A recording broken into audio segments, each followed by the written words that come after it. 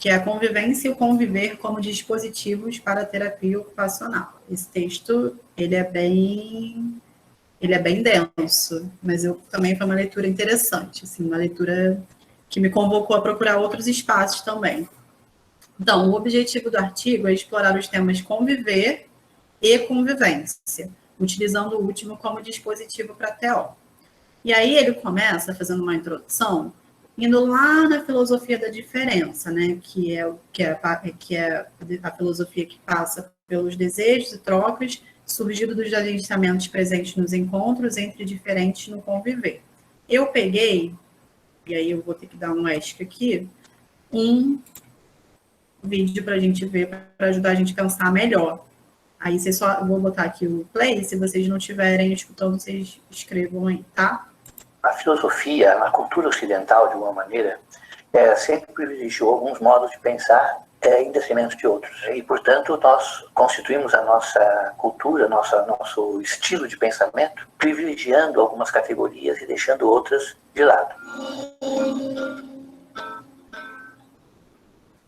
E isso faz parte daquilo que nós chamamos a nossa lógica, aquilo que conduz, governa o nosso modo de pensar. Uma das oposições que participaram desse jogo, né, foi a oposição entre a identidade e a diferença, com, evidentemente, uma superioridade que sempre foi considerada e imposta, né, a questão da identidade, do mesmo. Faz parte de uma certa concepção estável que nós queremos ter das coisas, né, o fato de que elas permaneçam as mesmas, mudem muito pouco.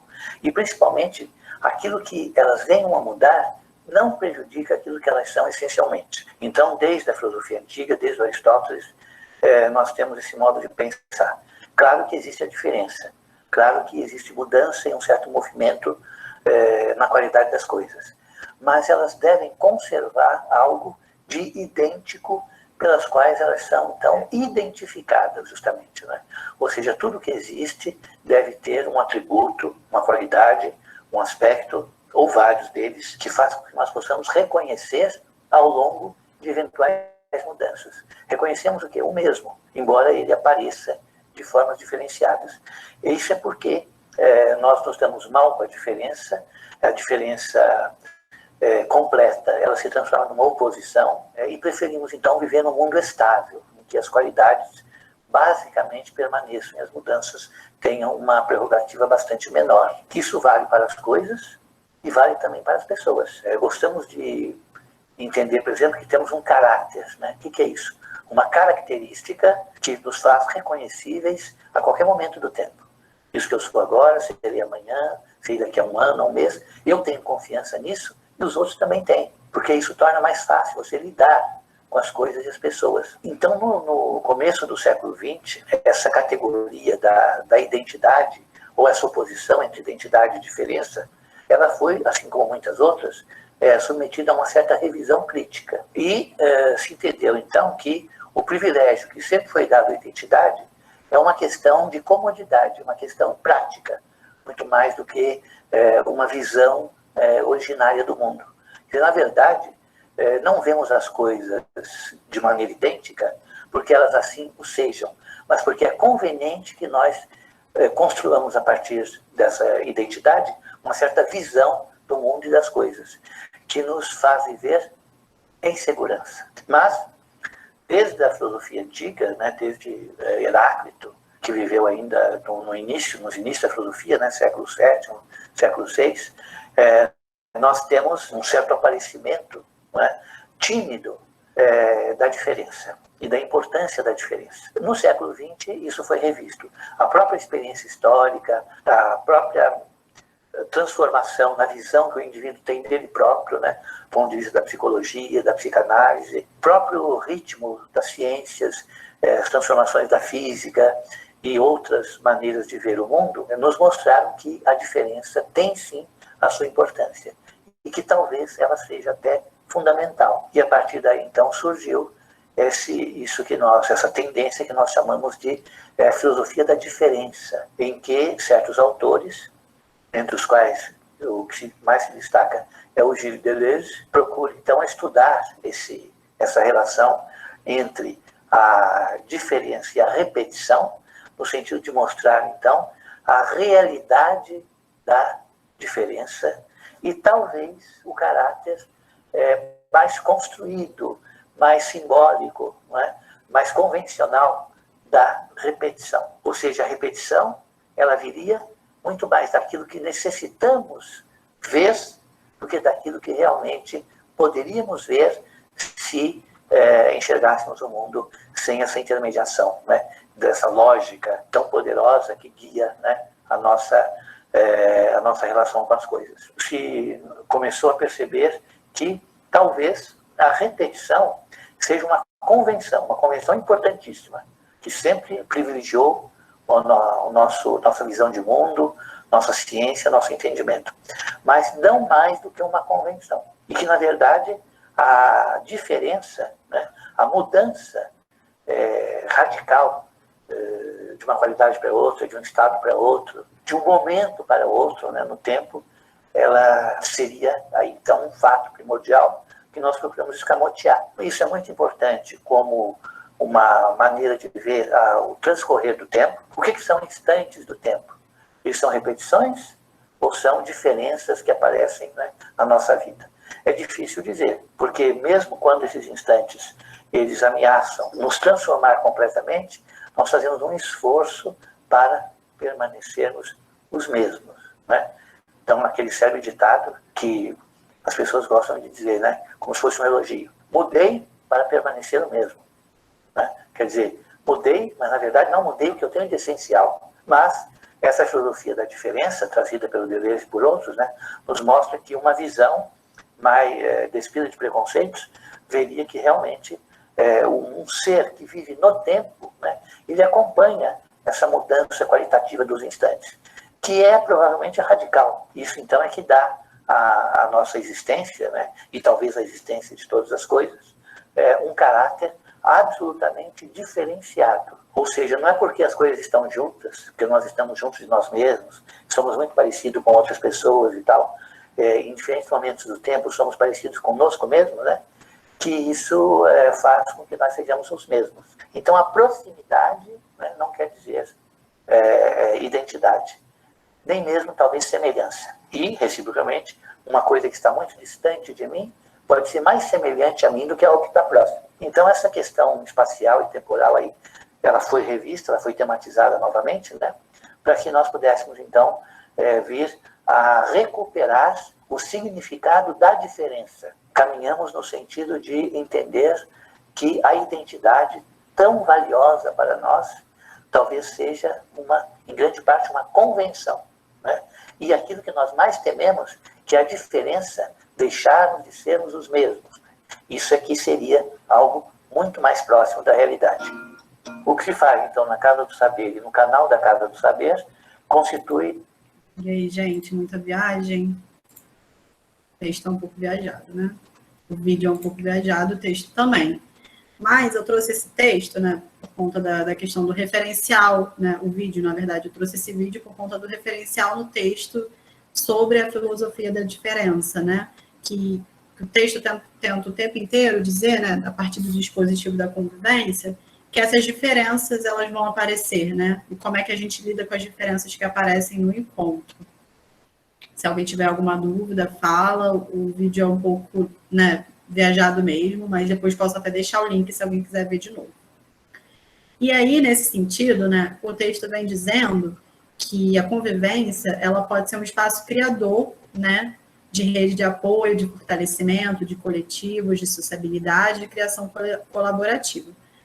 Antes de entrar mais especificamente, eu vou dizer um pouco o que é a convivência, né? Nos serviços que a gente passa, nos CAPs, existe o lugar chamado convivência. Geralmente, esse lugar fica delimitado a uma parte externa, ou, por exemplo, a sala do CAPS. E aí, o que se espera desse espaço da convivência, né? Geralmente, os usuários estão ali esperando por algum atendimento, ou faz parte do PTS dele ir para o CAPS e fazer a convivência com outros usuários, porque se entende necessário o espaço ali de troca, né, de agenciamento de outras de outras redes, então passa pelo PTS do usuário, tá lá na convivência.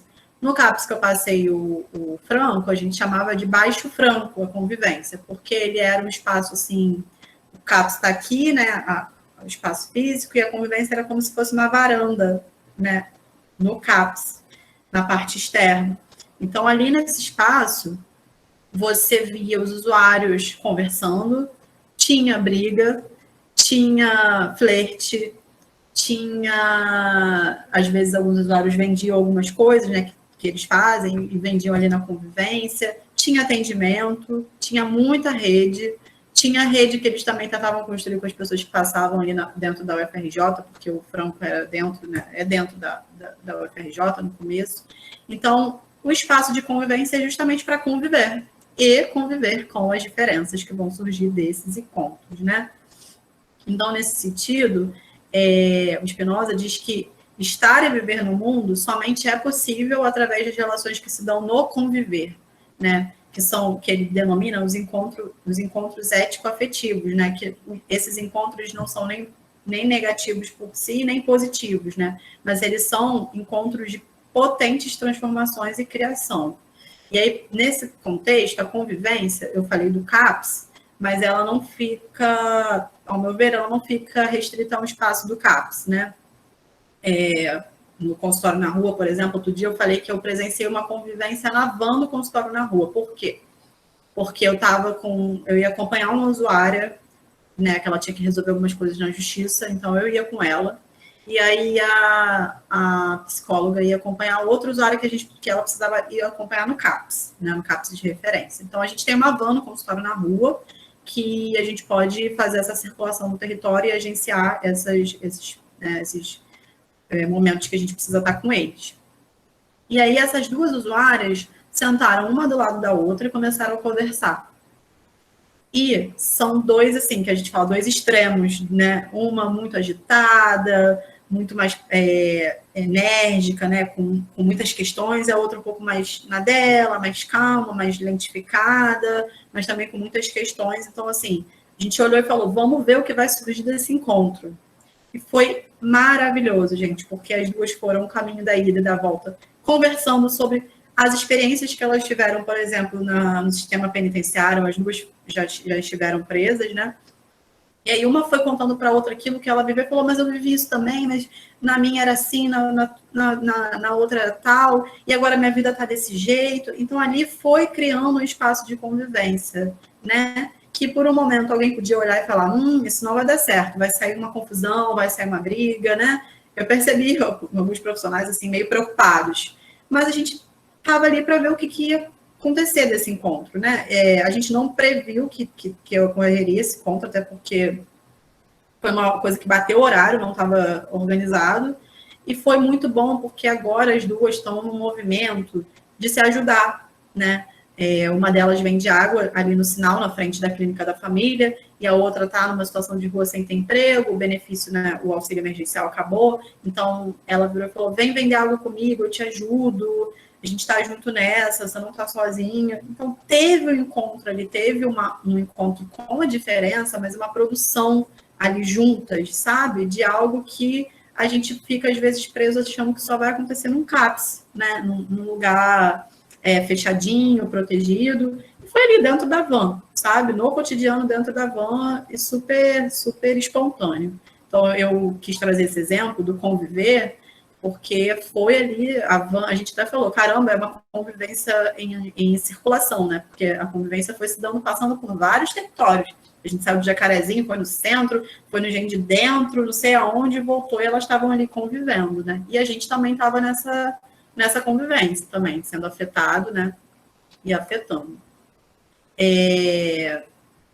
A convivência, né, ele diz o artigo, a convivência por si só é uma realidade essencialmente heterogênea, marcada pelo encontro e produção das diferenças.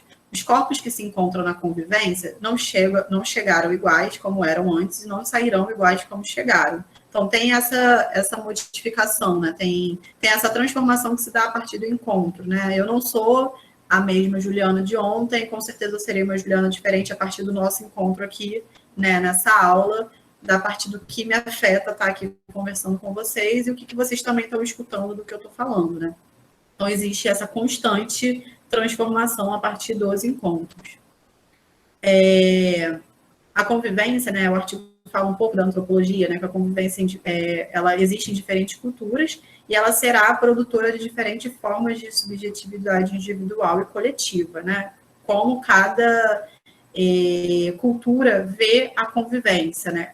Exerce essa convivência e aceita as diferenças provenientes dessa convivência, né? A gente sabe que, né, na nossa realidade, os usuários de saúde mental, eles não conseguem experimentar, né, de forma plena os espaços de convivência, porque a diferença, ela assusta, a diferença, ela causa um sentimento de espanto, né, nas pessoas e tem muito preconceito junto também.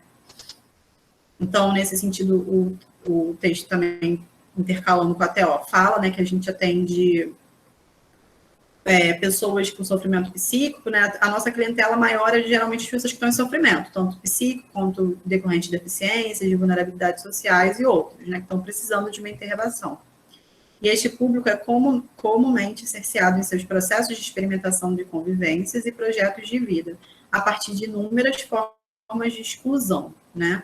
Desde o momento que você não como usuário de saúde mental, é difícil de você adentrar um espaço de um museu, por exemplo, você já está sendo cerceado, já está sofrendo uma violência de não poder ter a sua liberdade de ir e vir ali garantida, porque você se enquadra num sujeito à margem, né? Você está marginalizado. E nesse sentido, quando o texto também fala que eu passei, de pessoas com sofrimento psíquico, né? Que a gente, quanto profissional, né? Ele fala do TEL aqui, de que a gente precisa estar atento aos processos das dificuldades, né, dos nossos usuários, mas a gente também precisa estar atento às potencialidades, né? A gente precisa reafirmar, a gente precisa estar construindo junto a possibilidade de eles conseguirem perceber as potencialidades existentes, né, na vida deles, no sujeito, enfim. A partir desse pressuposto, né, da convivência, é preciso compreender que cada pessoa terá uma maneira singular de se relacionar com a realidade atual que está ali em volta dela, né? E aí eles chamam isso do ethos convencional, convivencial, construído no encontro com as potencialidades e limitações dos outros, né? A partir desse encontro de um corpo que tem as suas potencialidades, mas também suas limitações, com outro corpo que tem as potencialidades e limitações, e o que esse encontro gera. Esse é o ethos convivencial. É um termo que talvez possa cair, né, na prova, vocês podem perguntar. Nesse sentido, da convivência, qual é o objetivo da terapia ocupacional, né? Estar nesses espaços de convivência, atuando com isso como um dispositivo também. É a inserção social de sujeitos individuais e coletivos por meio da ação no seu cotidiano. Então, ali, estar observando o cotidiano e as atividades é um processo muito importante para a terapia ocupacional, né? Porque se a gente está agindo ali no cotidiano por meio das atividades, onde a gente convive, essas atividades e as dificuldades desse convívio ou potencialidades vão aparecer ali no cotidiano, né? Desse conviver. E aí, o que é cotidiano, né? A gente tem que dizer um pouco o que é cotidiano, porque isso também pode cair na prova. Então, nesse texto, para eles, né, para a terapia ocupacional, o cotidiano é o espaço no qual a vida acontece, permeado de relações políticas, econômicas e sociais que atravessam. Então, o cotidiano é o espaço que a vida acontece, né? O que a gente tem de cotidiano da vida, do trabalho, de sair, isso é um cotidiano. Pode se repetir ou não, e se repete com as suas diferenças, né? E a atividade humana é compreendida como a essência do ser humano. Por meio desta, o indivíduo se cria e se recria, produzindo novos sentidos e experimentações de vida, a partir do fazer. Então, é isso, a gente trabalha com a atividade humana, né? E a gente entende que ela é uma essência, porque foi como eu falei no começo, tudo que a gente faz desde que a gente acorda até a hora que vai dormir é atividade, e a atividade faz parte da ocupação, e a ocupação está dentro da gente, né? A gente não deixa de ter alguma ocupação, mesmo quando a gente está com dificuldade. Eu sugiro vocês gravarem esses dois termos. Não sei, eu não sei o que a banca vai pedir, mas atividade, ocupação, eles geralmente é uma coisa bem importante para a TO. Então, se puderem depois gravar, é bom. O trabalho da terapia ocupacional, nesse sentido, não deve se limitar a perceber e intervir somente nas limitações, mas também é preciso estar atento às potencialidades, né? Porque as potencialidades, elas podem abrir caminhos, né, para lidar, inclusive, com as limitações, né? O sujeito pode ter uma limitação, mas ele tem uma potencialidade que vai ajudar ele a lidar com essa limitação. E aí o texto entende, né, que a convivência não é apenas uma ferramenta para a terapia ocupacional, né? A gente não lança a mão dela como ferramenta. Ela é um instrumento, né? Ela, na verdade, não é um instrumento, ela é um dispositivo da terapia ocupacional. A terapia ocupacional usa a convivência como um dispositivo muito importante, porque é ali que as relações se dão, que o cotidiano, que as atividades. Então, tem um ganho de um peso, assim, da convivência como dispositivo super importante, né? Eu procurei estar, assim, nos espaços de convivência dos serviços que eu passei, porque eu também entendia que isso é um dispositivo que a gente pode lançar a mão. E aí, isso não anula, né, a importância do desenvolvimento, né, de instrumentos e intervenções nesses espaços, né? Porque a gente usa isso como dispositivo, que a gente vai chegar lá e vai falar, bom, estão convivendo, convivam e pronto, acabou. A gente precisa ter também os recursos para intervenção, para estar junto com eles, para estar realizando, por exemplo, análise de atividades, se for necessário, para estar ali mediando as relações que vão existir. Então, a convivência ela tem uma riqueza muito grande para o trabalho da TO, porque são muitos agenciamentos acontecendo ao mesmo tempo, né? E a gente gosta de estar nesses espaços para poder estar oferecendo intervenções e apontando potencialidades. Nesses espaços, o conviver possibilita a manutenção e criação de cotidianos individuais e coletivos, né?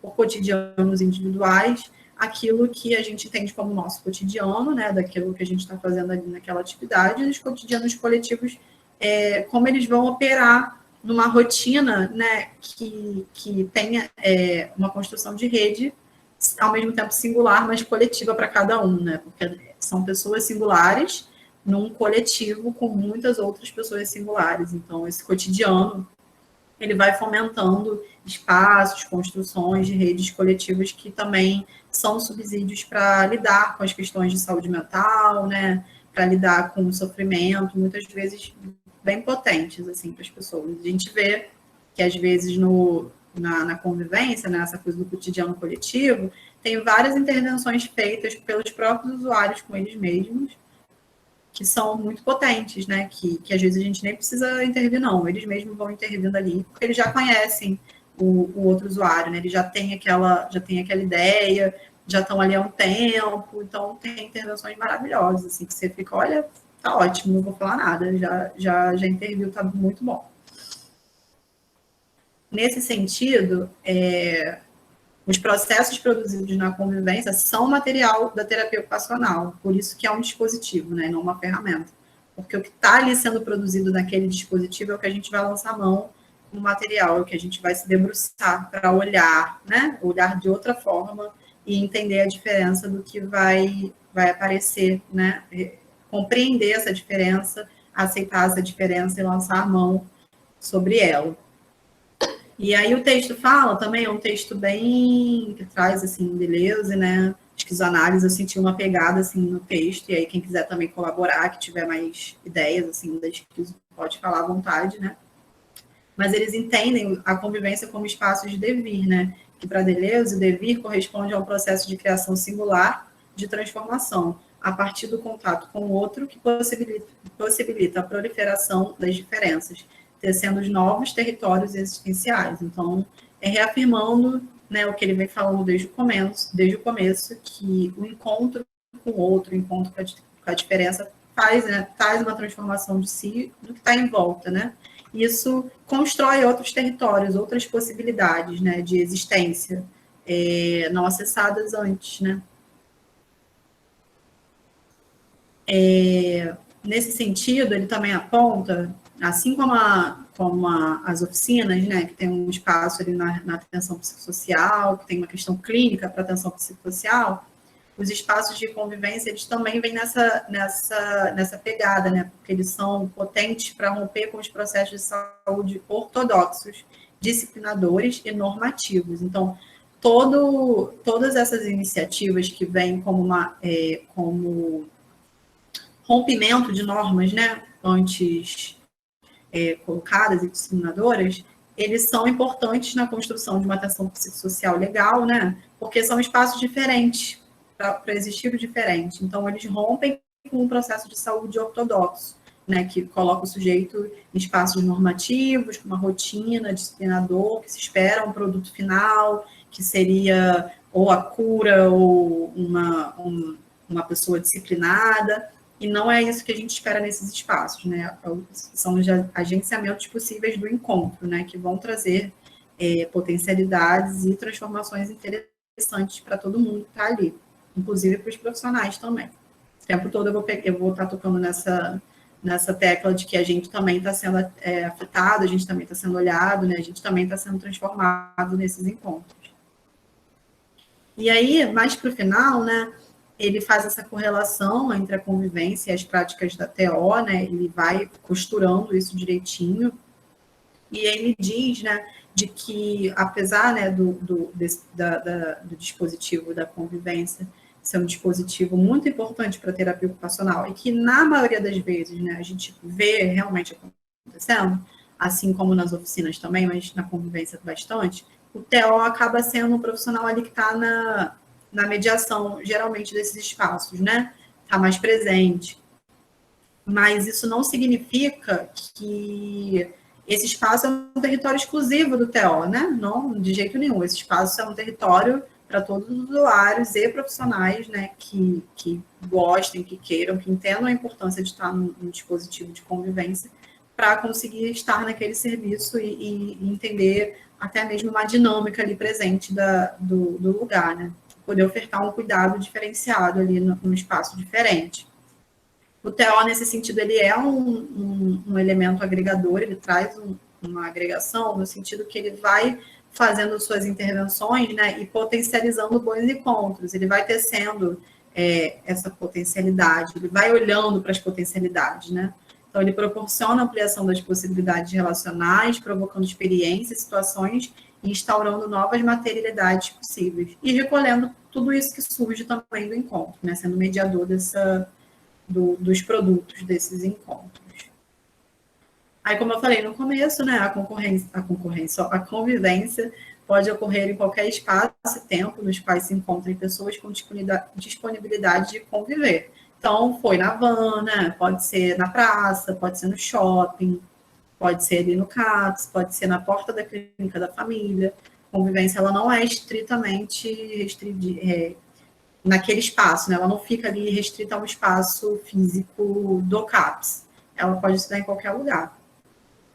E ele também ressalta, né, a importância na construção de um dispositivo de convivência, seja ele qual for, que é justamente pela potencialidade da construção real da inserção social e não a reprodução de relações cristalizadas, né? Porque a gente, às vezes, pode achar que a gente está conseguindo fazer um bom trabalho ali no CAPS, acessando o território, a fazer uns atendimentos, e às vezes a gente está só numa relação cristalizada com aquele usuário, a gente só está reproduzindo, né, relações, a gente não está construindo verdadeiras relações baseadas na subjetividade daquele sujeito e no que ele traz de importante, né? Então, esse espaço, quando ele permite o aparecimento das diferenças sem preconceito, o aparecimento do encontro com outro que é diferente também, isso descristaliza, não sei nem se essa palavra existe, descristaliza, né? Mas acho que é nesse sentido, né? Ela não existe uma relação cristalizada, é uma relação totalmente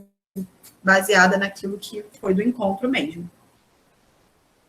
E aí eu botei esse trecho do Amarelo que eu vi, não sei se vocês viram e indico, que é muito bom, do Emicida, que casa muito com o artigo, né? Que a vida só faz sentido quando a gente se encontra, quando a gente se relaciona, né?